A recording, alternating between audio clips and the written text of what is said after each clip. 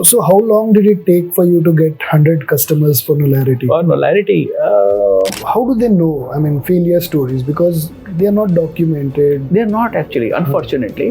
Guys, nobody cares about them. They failed in life, right? Nobody is documenting them also. What is your advice for young entrepreneurs to, who are kind of thinking to build something on their own now?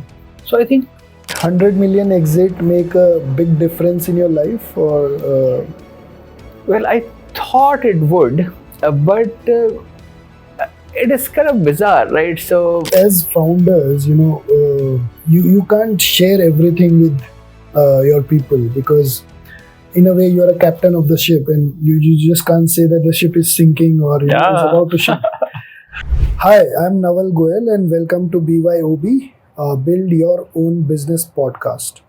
So today we have amongst us a serial entrepreneur who has built multiple businesses across 20 years now, and a simple down to earth personality and a dear friend. He started Nolarity, which was funded by Sikoas of the world and eventually sold out for $100 million.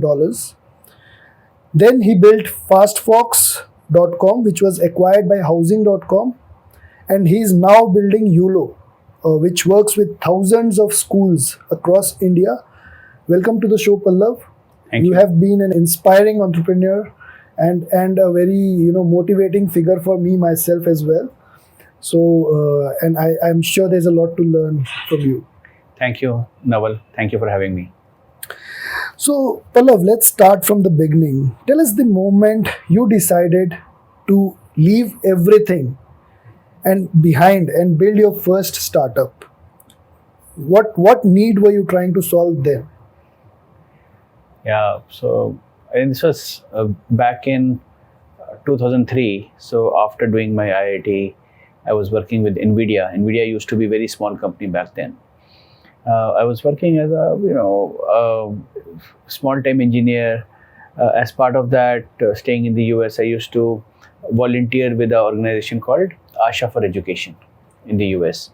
So we used to work with some underprivileged schools in India, raise funds for them and all of that.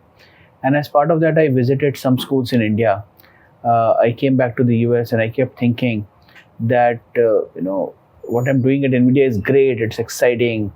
It's very forward-looking. But should I just go back to India and work in India somehow?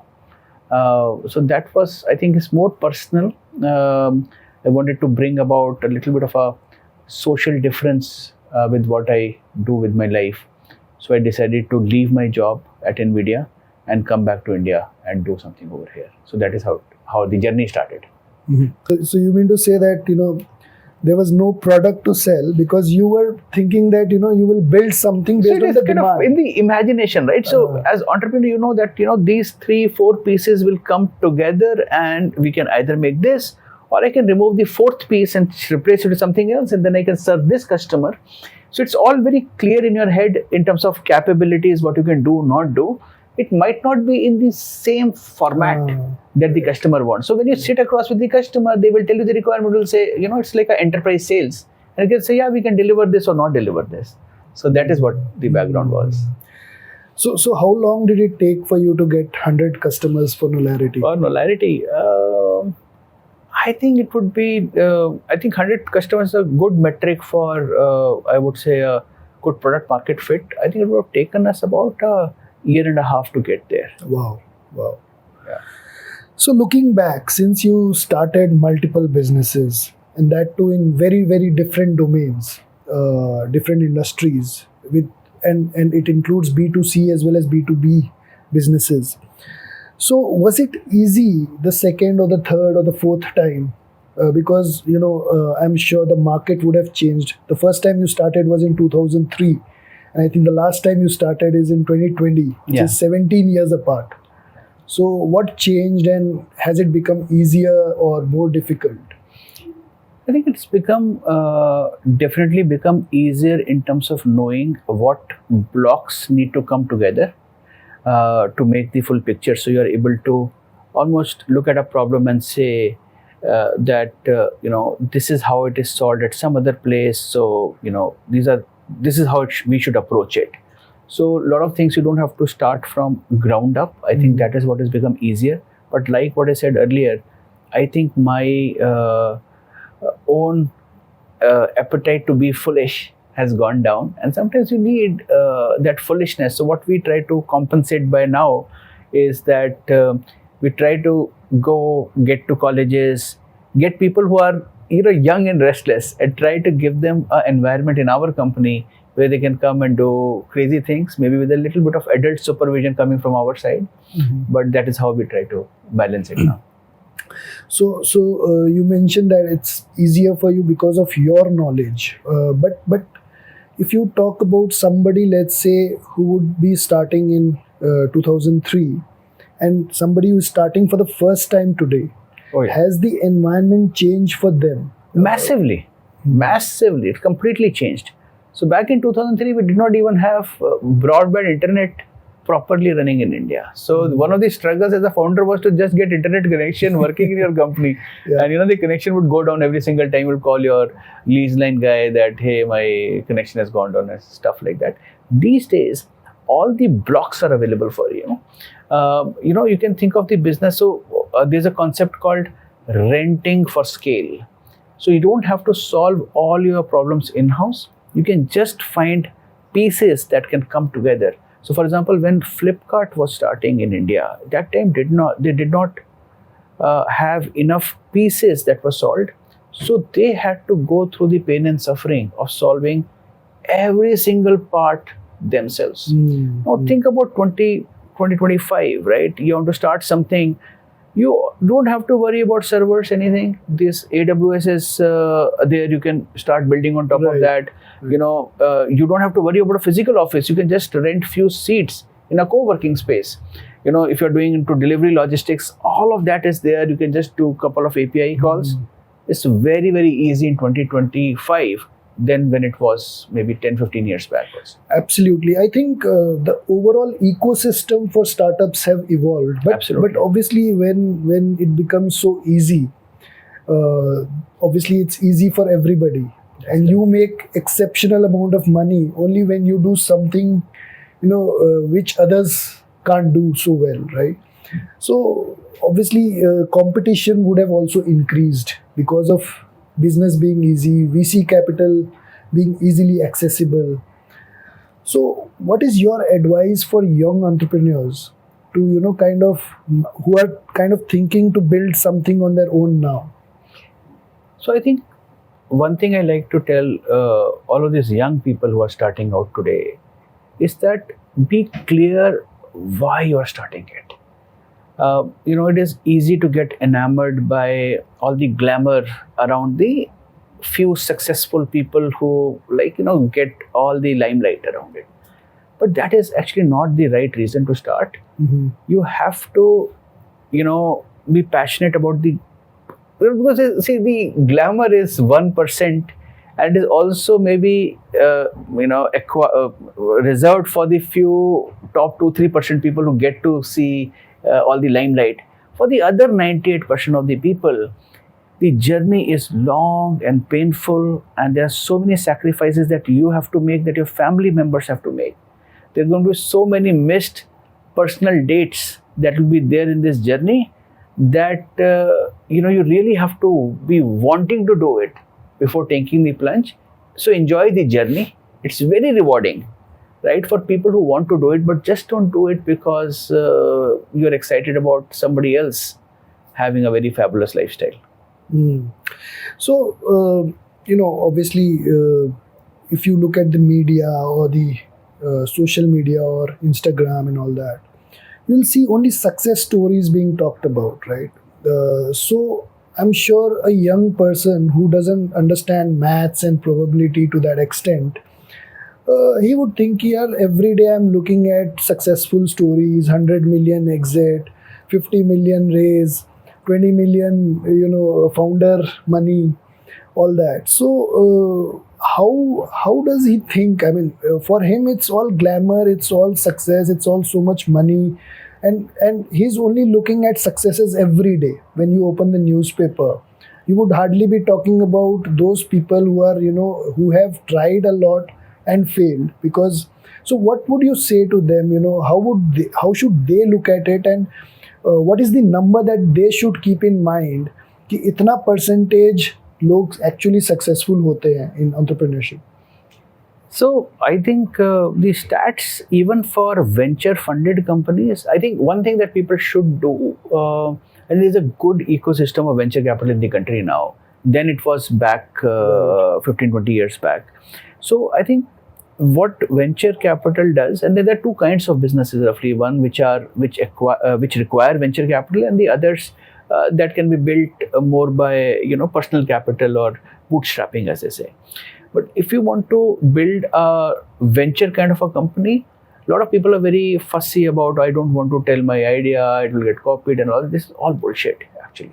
Yeah. Nobody can copy your idea, because that is only 1% of the thing. 99% is the perseverance that you have to stick with that idea for a 5-7 year period and make it fruitful. So go talk to people and get feedback, and go talk to people, and a lot of times go talk to ex-founders who can give you unfiltered feedback on your idea. Say what is not going to work. So a lot of the ideas might just die on the table. Filter out something that you're excited about to put 5-7 years on that. In terms of probability of success, realize that it is going to be very low. And by low, we are talking about, let's say, look at venture portfolio itself, right? So you make a portfolio as a venture capitalist after doing a lot of screening. So a lot of companies will never get funding. But even when you get into a venture capital pool, only 1 in 10 companies will really make it big.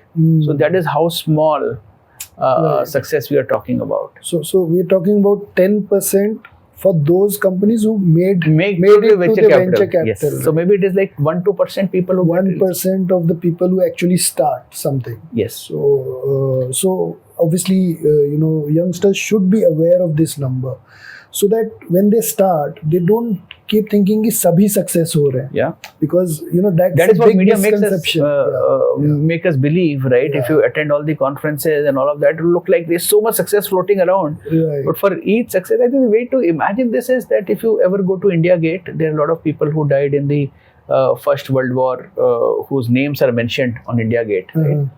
But there are a lot of other people who sacrificed their lives, and there's no mention. So there's a lot of, for every one celebrated person, there are hundreds who would try and not make it big in life.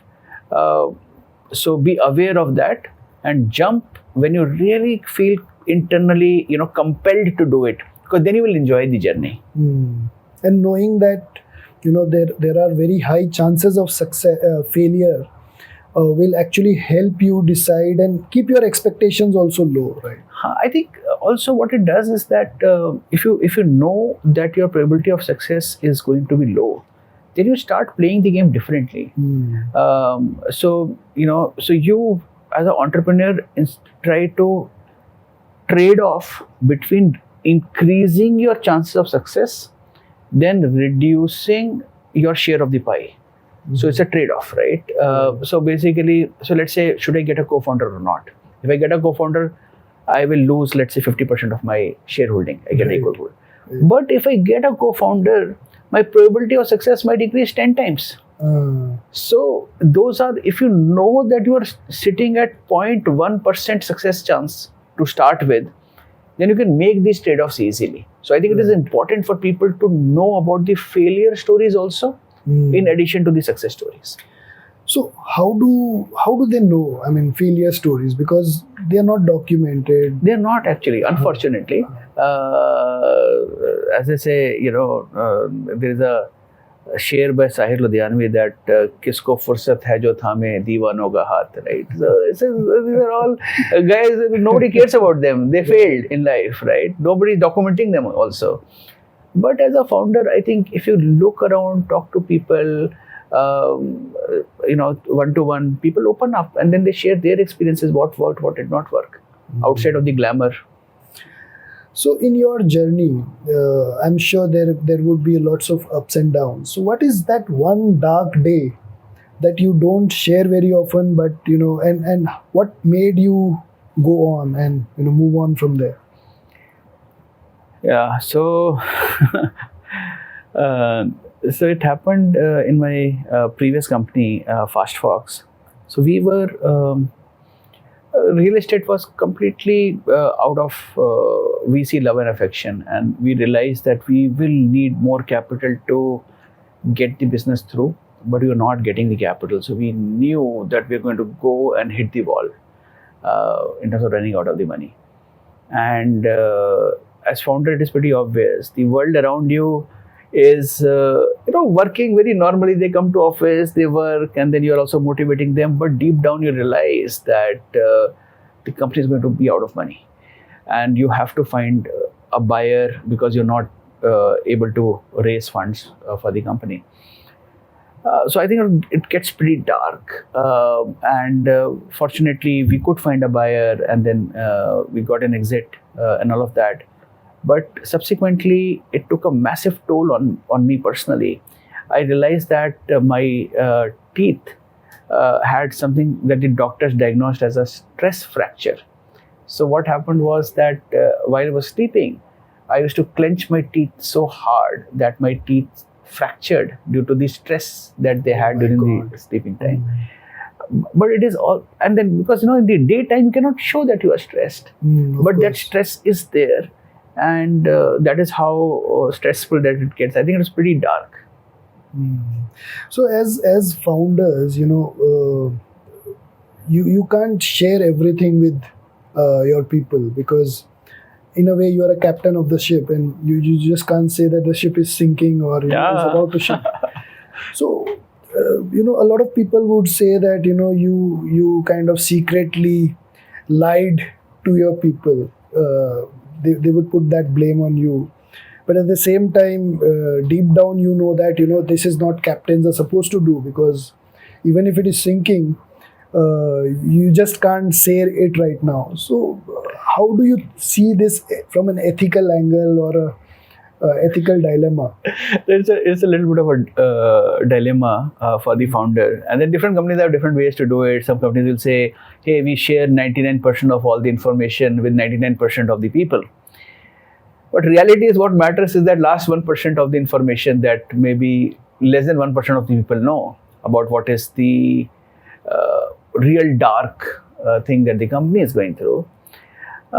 So I think I'm kind of the school of thought that a lot of people are comfortable not knowing too many details, and it should be like that. It is a job of the founder to absorb the ambiguity.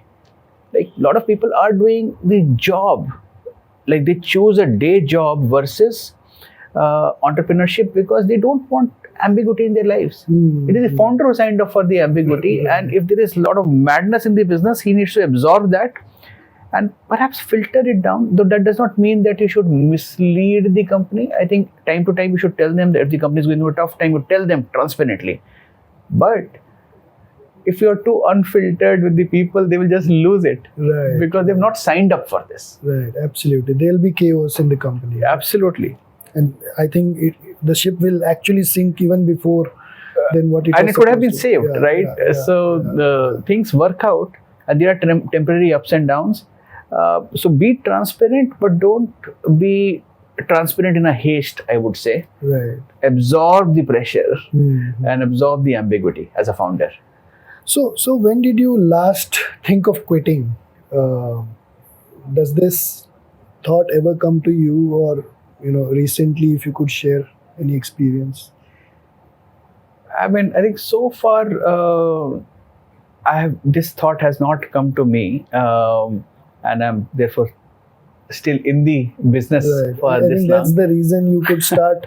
I think four This is startups. I call it the last venture. Okay. So I think whichever way this goes on, either we'll do something great or maybe not so great. But I think now I feel that this will be the last one that I'm doing. Yeah. So did 100 million exit make a big difference in your life, or?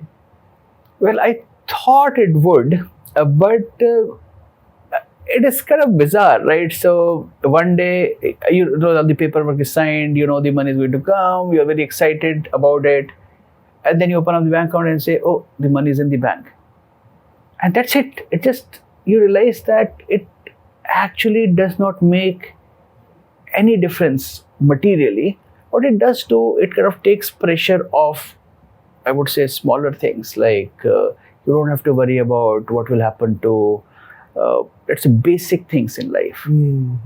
But the reality is that when you jumped into the world of entrepreneurship, you did not care about those basic things because you put them at risk to become an entrepreneur in the first place. You got a good exit, all of that is now taken care of. You don't have to start over again. But if you were thrilled about the journey, then it does not make a difference. So you already touched upon it that this is your probably last This is the last venture. Okay, but you can't ever be sure. Being an entrepreneur, you never know. Maybe you do another thing. So what is next on your plate, in the sense not just from a starting new business point of view, but otherwise also in life? What is next?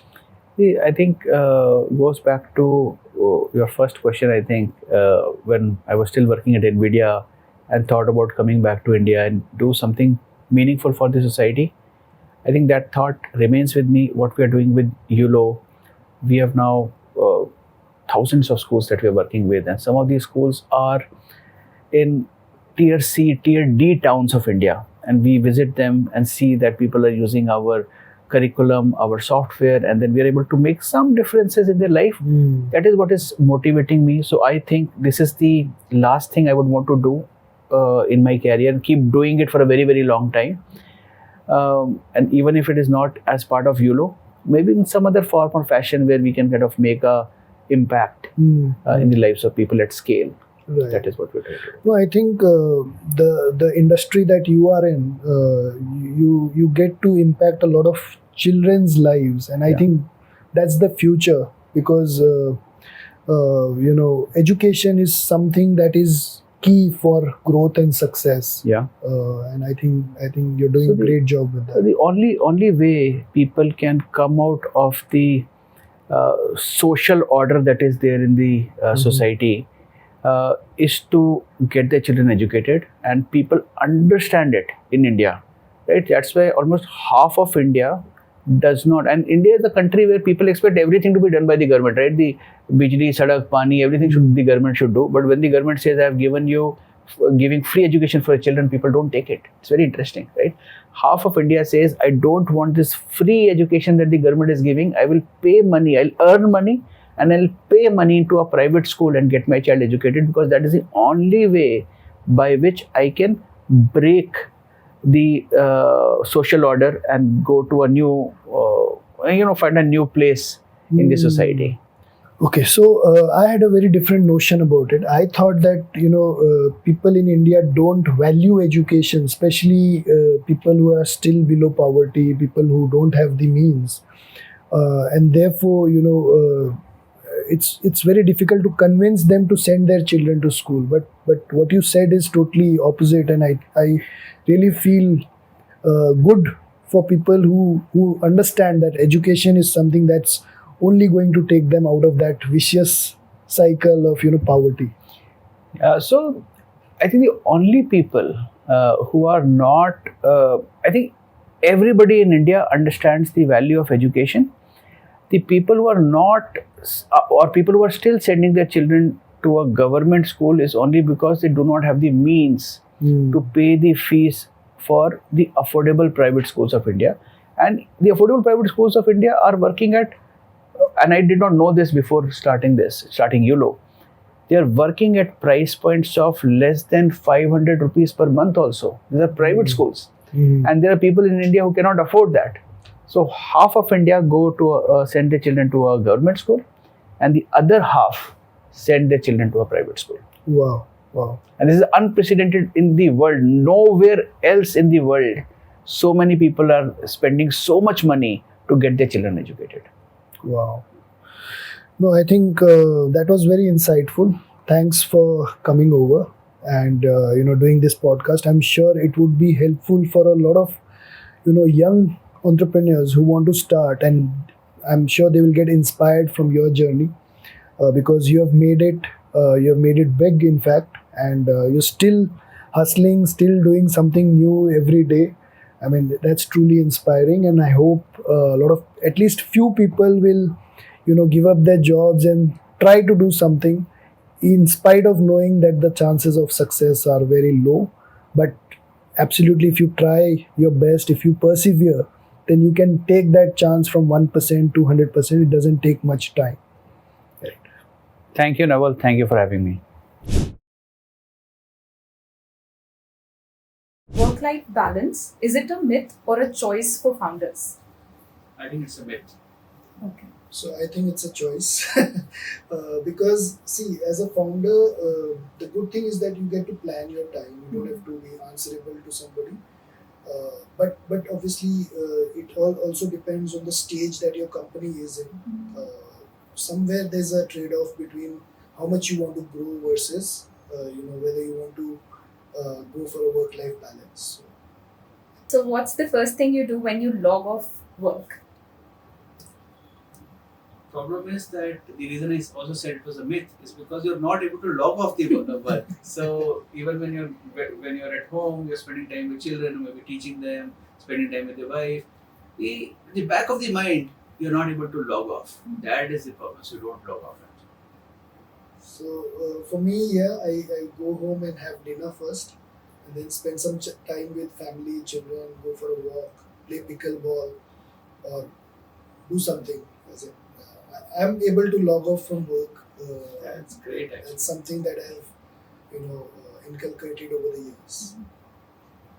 So what's the key metric every startup should track from day one, or every founder should track from day one? I think every startup should figure out a North Star metric for themselves, and it will be different for different companies, and then just pursue it religiously.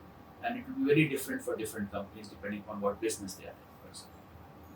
So, in an ideal world, it would be profit, but obviously, profit does not come from day one.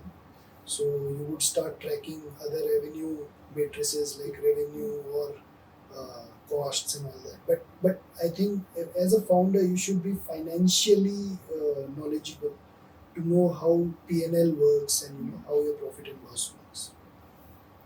So what's one upcoming trend in your space that excites or worries you? I think the advent of AI unlocks a lot of possibility, and it is completely going to change how content was historically imagined and created in our market. So it's both exciting as well as scary because it will completely rewrite the rules of the game. So I think same here, AI, because AI is going to change the world for good or worse, whatever. But I think insurance industry will change big time because of AI. People will buy differently, will be serviced differently, and so whoever does well with AI will be able to do better. So if you weren't building Uolo or Policy X, what other problem would you be solving today? I think now with all of this AI happening, I would try to think that how we can use AI to make a social impact. There's a lot of opportunity there, and with technology, things that were not possible earlier are possible now. So something along those lines. So if I wasn't building Policy X, I would be solving wealth management for people, because I think a lot of youngsters are not very knowledgeable about how to handle their money and how to build wealth. So thanks for tuning in to our podcast. Pallav, thanks for coming over. It's been enlightening to hear your insights. To our listeners, don't forget to subscribe and join us the next time for more inspiring conversations. Until then, keep breaking the mold.